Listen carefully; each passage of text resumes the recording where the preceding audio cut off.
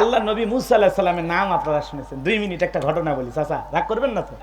আচ্ছা, আল্লাহর নবী মুসা আলাইহিস সালাম কারুনকে যা বলে, কারুন রে যাকাত দিতে হবে। কারুন ডেকে বলে আমি যাকাত দিতে পারবো না।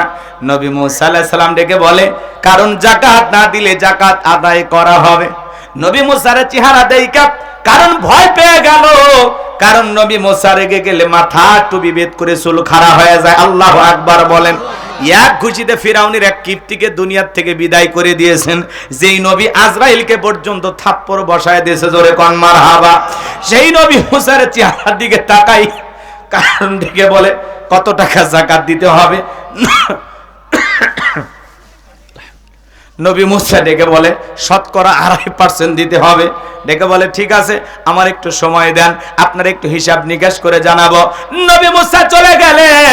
এইবার কারণ হিসাব নিকাশে বৈশা গেল।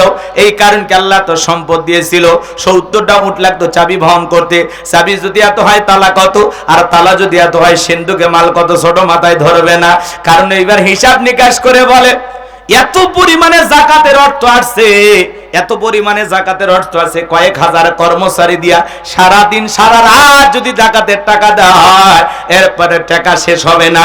এমনি তো কৃপণ পায়ে স্যান্ডেল দেয় না, ক্ষয় যাবে বলে, গায়ে জামা পরে না ছিঁড়ে যাবে বলে, সেই কৃপণ কি এত টাকা যাকাত দিতে পারে না? সে একটা গভীর ষড়যন্ত্র করলো। এলাকা একটা 2 নাম্বার মহিলা ছিল, নাম হলো সবদা। এই সবদা নামের পতিতার কাছে যা বলে, সবদা রে তোর আমি 2 বস্তা টাকা দেবো অ্যাডভান্স হিসেবে, আজকে 1 বস্তা টাকা তোরে দিয়ে দিলাম, আর আগামীকালকে সাক্ষী দেওয়ার পরে আর 1 বস্তা টাকা দেব। বিনিময়ে আল্লাহ নবী মুসা আলাইহিস সালাম যখন ভরা মজলিসে দাঁড়াইয়া আল্লাহর পথে মানুষকে আহ্বান করবেন, ওই ভরা মজলিসে দাঁড়াইয়া একবার শুধু বলবি নবী মুসা দিনের বেলা ওয়াজ কর, আর রাতের বেলায় আমি সবদার সাথে রাত কাটাই। বাস এতটুকু কথা বললে যথেষ্ট, বাকি যা করার আমি করব। সবদা যেহেতু 2 নাম্বার মহিলা রাজি হয়ে গেল। পরের দিন সকালবেলা আল্লাহ নবী মুসা আলাইহিস সালাম হাজার হাজার জনতার সামনে ওয়াজ করতেছেন, সুন্দর করে মানুষকে বুঝাইতেছেন, আল্লাহর পথে আহ্বান করতেছেন। ওই ভরা মজলিসে নবী মুসা আলাইহিস সালামের আলোচনা শোনার পরে সবদার পাষাণ হৃদয় গইলা চোখ দিয়া পানি ঝরতেছে। কারণ ইশারা দিয়ে বলে তাড়াতাড়ি দাঁড়া। বলেন আর একটু শুনি। 2 জন লোক পাঠায় দিল, তাড়াতাড়ি দাঁড় করায় দাও। 2 জন লোক এসে বলে সবদা নেতা গতকাল রাত্রিতে 1 বস্তা টাকা দিয়েছিল, আজকে সাক্ষীটা দিয়ে আর 1 বস্তার টাকা নিয়ে চলে যাও, তাড়াতাড়ি দাঁড়ায় যাও। বলেন আর একটু শুনি। 2 জন 2 হাত ধরে ভরা মজলিসে সবদাকে জোর করায় দাঁড় করে দিল। যখন কারণ লাফ মেরে দাঁড়ায় বলে ও নবী মুসা ওয়াজ বন্ধ করো, তাকায় দেখো 2 নাম্বার মহিলা দাঁড়াইছে। মহিলাটা 2 নাম্বার না 1 নাম্বার মুসা নবীকে জানে, রতনে রতন চেনে, কথা কোন ঠিক কিনা?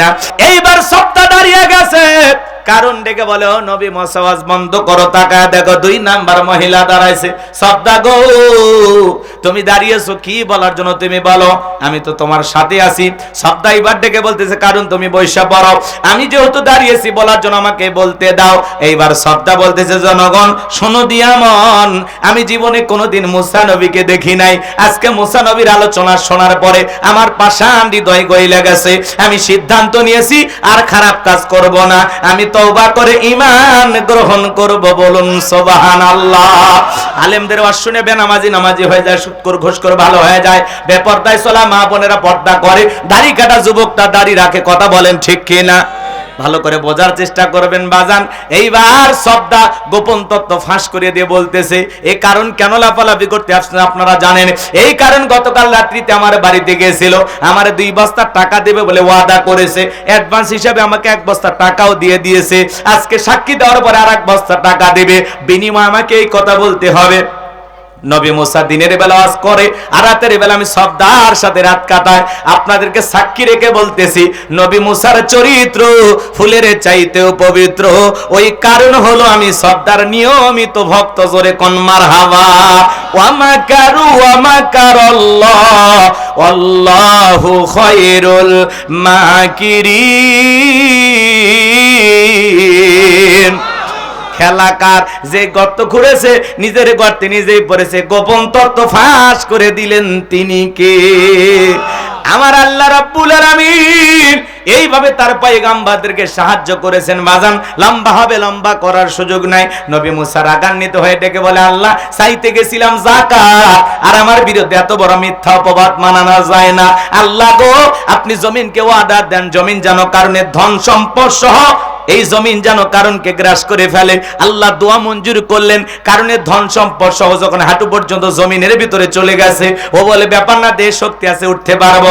এইবার যখন মাজা পর্যন্ত, কমর পর্যন্ত জমিনের ভিতরে চলে গেছে, বলে ব্যাপার না, গলা পর্যন্ত যখন জমিনের ভিতরে চলে গেছে, কারণ ডেকে বলে, ও নবী মুসা, ধন সম্পদ যা আছে সব তোমার আর তোমার আল্লাহর, তুমি নিয়ে যাও, জানটা একটু ভিক্ষা দাও। নবী মুসা আলাইহিস সালাম ডেকে বলে, আল্লাহুস সামাদ, আমার আল্লাহ অমুকফেকি, আমার আল্লাহ কারো কাছ থেকে কিছু নেয় না, আমার আল্লাহ শুধুই দিয়ে যায়। কারণ রে, তোর সম্পদের বড় বড়াই, তোর সম্পদ সহ জমিনের ভিতরে চলে যা, আর পৃথিবীর ইতিহাসে সাক্ষী থাক, তোর মতো যারা সম্পদ জমা রাখবে, আল্লাহ রাস্তায় খরচ করবে না, কঠিন কিয়ামতের ময়দানে তুই কারুনের কাতারে আল্লাহ তাদেরও বিচার করবে। এই জন্য সূরা তাওবার ভিতরে আল্লাহ পাক স্পষ্ট জানিয়ে দিয়েছেন, যারা স্বর্ণ রূপা টাকা পয়সা জমা রাখবে, আল্লাহ রাস্তায় খরচ করবে না, আমার আল্লাহ বলেন তাদের জন্য রয়েছে আযাবের সুসংবাদ। এই জন্য বাজান গো আমার, সম্পদ জমা রাখবেন, খরচ করবেন না, যাকাত হিসাব করে দেবেন না, আপনার এই সম্পদ বিষাক্ত সাপ হয়ে আপনাকে সবল মারবে, আপনার এই সম্পদ আপনার জাহান্নামের শাস্তির কারণ হবে। এজন্য মনে রাখবেন, যাকাত দিলে ধনীর ধন কমে না বাড়ে, যাকাত দিলে ধনীর সম্পদ কমে না বাড়ে, আল্লাহ সম্পদ বৃদ্ধি করে দিবেন, বলুন সুবহানাল্লাহ। আরে ভাই, যাকাত দাতা হিসেবে আল্লাহ আমাকে কবুল করেছে, আলহামদুলিল্লাহ। যাকাত দাতা হিসাবে আল্লাহ আমাকে যাকাত দাতাদের তালিকায় আমিও যে একজন, এতে কি করা লাগবে? শুকরিয়া আদায় করা লাগবে, আলহামদুলিল্লাহ। হোক না 2000, হোক না 5000, হোক না 50,000, হোক না 1 লাখ, সমস্যা কি? আমি যে যাকাত দিতে পারি সামান্য কিছু, আল্লাহ যে যাকাত দাতাদের তালিকায় যাকাত দেওয়ার মতো একটা ফরজ ইবাদত আমাকেও যে আল্লাহ পালনের সুযোগ দিয়েছে, এটা হলো শুকরিয়ার বিষয়। কৃপণতা করবেন, জমায়ে রাখতে পারবেন না, কথা বলেন। 2 হাত ভরে খরচ করেন, আল্লাহ 2 পকেট ভরে দিবে, সুবহানাল্লাহ কোন। তাহলে আল্লাহ যেন আমাদের সবাইকে প্রত্যেক বছর হিসাব করে বছরে একদিন যাকাত দেওয়ার তৌফিক দান করেন। জোরে বলুন আমিন, আরেকটু জোরে বলুন আমিন।